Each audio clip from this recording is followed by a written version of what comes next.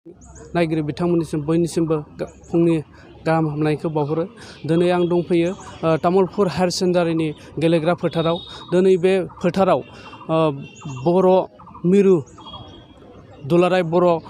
थुनलाइ आफादनि साननैनि हाबाफारि लानानै खुंगा 60थि बोसोरसालिया जथुम्मा, बे बोसोरसालिया जथुम्माखौ खुंनो थाखाय बिथांमोना लाहार फाहार खालामदों। दिनै आरो गाबोन बे साननैनि हाबाफारिखौ लानानै बिथांमोना जथुम्माखौ खुंफुंगोन। बिथांमोना मा हाबाफारि लानानै दिनैनि बे जथुम्माखौ खुंगोन बेखौ आं जोंनि बर' थुनलाइ आफादनि नेहाथारि बिथां प्रसान्त बर' सारनिसिम जोङो माखासे खोथा मोन्थिनो नाजागोन। नोंथांमोना जिहेतु हाबाफारि लाबाय, मा हाबाफारि लानानै साननैनि हाबाफारि लादों? गिबियावनो आं आर'नाइ रादाबनि गेजेरजों जोंनि साफ्रोमबो बर' फिसाफोरनिसिम बर' थुनलाइ आफादनि जानानै हामलायथि आरो बरायनायखौ जासिहरग्रोबाय। दिनैनिफ्राय साननैनि हाबाफारिजों तामुलपुर जिल्ला बर' थुनलाइ आफादनि बानजायनायाव तामुलपुर जौसिन फरायसालियाव बर' थुनलाइ आफादनि 60थि बोसोरारि जथुम्माखौ खुंनाय जादों। आरो बे जथुम्मानि गिबि हाबाफारि हिसाबै दिनै थान्दै रेबथुमनाय आरो बेलासि समनिफ्राय थान्दै जथुम जिरायगोन। आरो बे थान्दै जथुमाव जोङो बर' थुनलाइ आफादनि जेंना माखासेफोर दं, बेखौ जों सावरायगोन। बेनि अनगायैबो नैबे दा NEP नेशनेल इडुकेसन पलिसि 2020खौ लानानै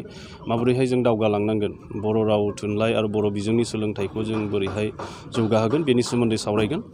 आरो बेजों लोगोसे जोंहा माखासे गोनां जि आथिखालनि थासारि, बर'फोरनि गेजेराव जि आथिखालनि थासारि बेखौ लानानैबो जोङो बर' थुनलाइ आफादा जेब्लायबो गोजोन आरो खौसेथिनि थाखाय खामानि मावबोदों। दिनै राजखान्थिखौ लानानै, बिसायख'थिखौ लानानै बर'फोरनि गेजेराव गोबां मुं सोंखारिलायनाय बा माने एसे फारागथि साननायफोरा फैदों। बेफोरनि बेलायावबो बर' थुनलाइ आफादाल' बर'फोरनि ओरैबायदि मोनसे माहारियारि आफाद जेराव राजखान्थियारि जिखिजाया हान्जानियानो जा, राजखान्थि नङैयानो जा, फरायसायानो जा, साख्रियालायानो जा, थुनलाइगिरि, गासैबो थाखोनि आबादारि, गासै थाखोनि मानसिफ्रा बाहागो लानो हायो। आरो बे थान्दै जथुमावनो जोङो गेबें आरो गुवारै सावरायनायनि गेजेरजों बर'फोरा माहारि हिसाबै खौसेयै बोरैहाय थांनानै थानो हायो बेनि सोमोन्दैबो जों सावरायनो नाजागोन। आरो गाबोन फुंबिलि समाव बर' थुनलाइ आफादनि गोथार फिरफिलाखौ बिरहोगोन जोंनि बर' थुनलाइ आफादनि मानगोनां आफादगिरि तरेन बर' बिथाङा। बेनि उनाव मुंख्लंफोरनिसिम मान बावनाय आरो बेनि उनावनो बर' थुनलाइनि थिलियाव गोबां बिहोमा होलांनाय साहित्य एकाडेमिनि बान्था मोनगिरि गेदेमा थुनलाइगिरिफोरखौ बरायनाय, बर' बिजोंनि जाफुंसार फरायसाफोरखौ जोङो मान बान्था होनाय आरो बेजों लोगोसे बर' थुनलाइ आफादनि माखासे थाखानाय थुनलाइयारि बान्थाफोर दं। बे बान्थाफोरखौ जोङो फोसावनायजों लोगोसे बे बान्था मोनगिरि बिथांमोनखौ जों बान्थाखौ गथायनानै होगोन। आरो बिनि उनावनो गेवलां मेल, बे गेवलां मेलखौ बेखेवगोन BTCनि थामहिनबा BTRनि आथिखालनि जि चिफ प्रमद बर' बिथाङा। आरो बेहाय गाहाय आलासि महरै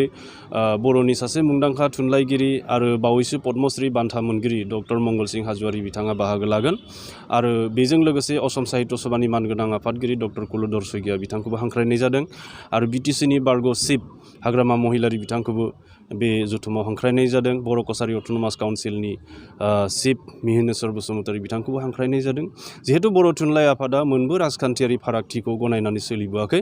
बे हिसाबै बर'नि गासै राजखान्थियारि दैदेनगिरिफोर, जाय दैदेनगिरिफ्रा बर' माहारिखौ दैदेननाय आरो बर' माहारिनि मोजांनि थाखाय खामानि मावनायनि सतबांसा लादों, गासैखौबो जों हांख्रायदों। आरो दिनै नोंथांमोननि गेजेरजोंबो जों हांख्रायनो लुबैदों जे बयबो बेहाय मोनबो रोखोमनि फारागथि लाखियालासिनो बर'नि बयनिख्रुइ गोजामसिन माहारियारि आफाद हिसाबै बे जथुमाव बयबो बाहागो लायो। आरो तामुलपुर ओनसोलनि रायजो राजा आरो गासै बर' रायजो राजा बिथांमोननिसिम खावलायहरनाय, जों दिनैनिफ्राय जथुमनाय बे बर' थुनलाइ आफादनि 60थि बोसोरारि जथुमाव जेन बयबो बाहागो लाफैयो। थुनलाइनि अनगायैबो गुबुन हाबाफारि मावबोनायखौ जों नुनो मोन्दों। जेरै नोंथांमोना समाज फोसाबनाय खामानि मावबोदों, नाथाय नै दाख्लै बावैसो बर'निफ्राय BTR गोरोबथा जाखांनायनि उनावबो गोदान आरो हाथियार हमग्रा माने हान्जा ओंखारबाय, बे बिथिङाव नोंथाङा मा बुङो? जि गोदान मोनसे हाथियारजों सोमावसारनाय हान्जा दिनै ओंखारबाय होननानै जों फोसाव बिजोंनिफ्राय मिथिनो मोन्दों। दा बे बेलायाव जों बर' थुनलाइ आफादा जों बेखौ सानो जे बर'फोरनि गेजेराव जेब्लायबो गोजोन थासारिया थानांगौ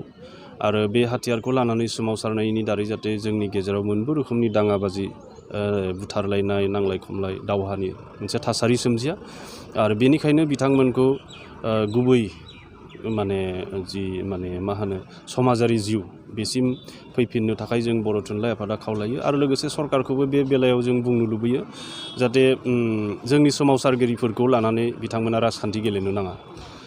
सोमावसारगिरिफोरनि जि थार मोनथाय बेनि फारसेबो मान होनाया मोजां आरो जानो हागौ सरकारनि बेबायदि मोनसे गेबें नोजोर गैयैनि थाखायनो बेबायदि गोदान आफादनि जोनोम जादों अब्लाबो जों खावलायो जाहाथे बर' माहारिया गोलाव सम सोमावसारबोबाय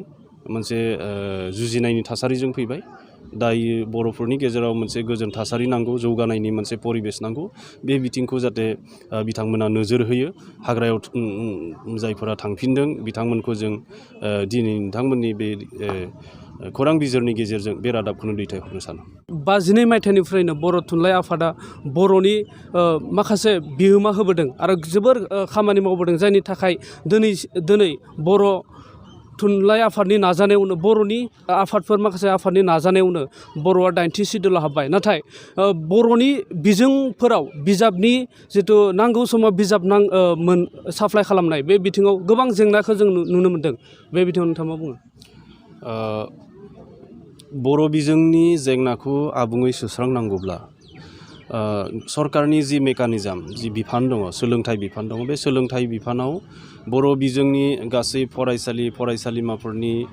रेकर्डफोर जिफोर अफिसियेल रेकर्ड थानांगौ बे गैयामोन आरोखि रेकर्ड लाखिनायनि सिस्टेमानो आलादायै लाखिनायनि सिस्टेमानो गैयामोन बेखौ दा जोङो बर' एन्ड आदार ट्राइबेल लेंगुवेजफोरनि जि डाइरेक्टरेट बिथोनगिरिखौ बानायबाय बिनि गेजेरजों बुथुमनो नाजाबाय थानाय जादों आरो बिटिसिनि जि सोलोंथाइनि जि डाइरेक्टर बिथांमोननिफ्रायबो माखासेखौ बुथुमनो हानाय जादों दा फैबाय थानाय समाव बे गासै डकुमेन्टेसनफ्रा स्र' जानायनि उनाव आरो गुबुन फारसेथिं बिजाब सेबखांनाय आरो फोसावनायनि बेलायावबो आलादा बिथोनगिरिखौ एबा आलादा जोङो मावख'गिरिमोन जों थिसनथाइ होनो हायैसिम बे जेंनाया थाबाय थागोन बेनिखायनो जों सरकारनिसिम दाबि खालामनो जे थाबैनो बर' बिजोंनि जि बिजाबफोर बेखौ सेबखांनाय आरो राननाय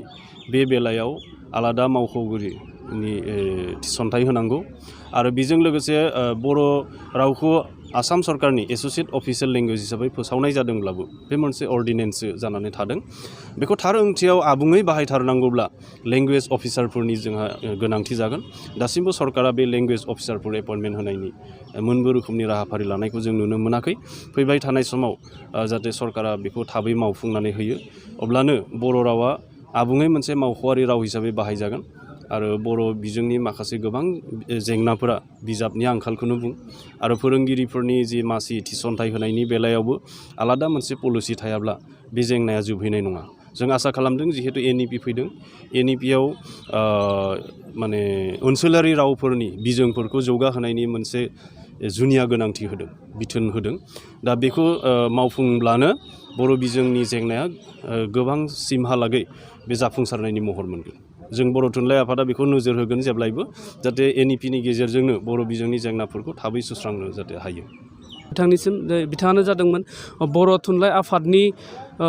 नेहाथारि बिथां प्रचन्द बर' सार बिथांजों जों माखासे खोथा मिथिबाय दा बे समाव आं जोबनायाव आं आरो मोनसे खोथा सोंनो सानदों नोंथाङा नैबे मिडियानि गेजेरजों मा फोरमायनो सानो दा बे मिडियानि गेजेरजों आङो बर' थुनलाइनि नैबे जि बोहैथि बोसोरारि जथुम्मा बे जथुम्मायाव बयबो बाहागो लाफैनायखौ आं हांख्रायो आरो बेजों लोगोसे बर'फ्रा राजखान्थिखौ लानानै बावैसो बिसायख'थि जालांबाय आरो माखासे समनि उनाव बिनि फिथाइखौबो मोननो हानाय जागोन बेफोरखौ लानानै जुदि जोंनि गेजेराव मोनबो रोखोमनि दाङाबाजि जाया गोजोन थासारिखौ बयबो मेनटेन खालामनानै लाखियो बेनि थाखाय आं थुनलाइ आफादनि जानानै खावलायहरगोन रायजो राजाफोरखौ आरो बेजों लोगोसे बर' रावखौ जेब्लायबो अनसायनाय बर' बिजोंनि फारसे जेब्लायबो अनसायनायखौ साफ्रोमबो बर' फिसायानो अरायसम होबोबाय थादों बेखौनो खावलायो